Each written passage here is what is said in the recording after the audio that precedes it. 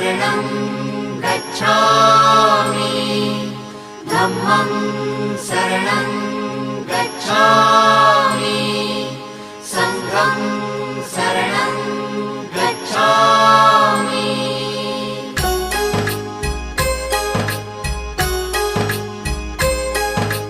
बुद्धं शरणं गच्छामि धम्मं शरणं गच्छामि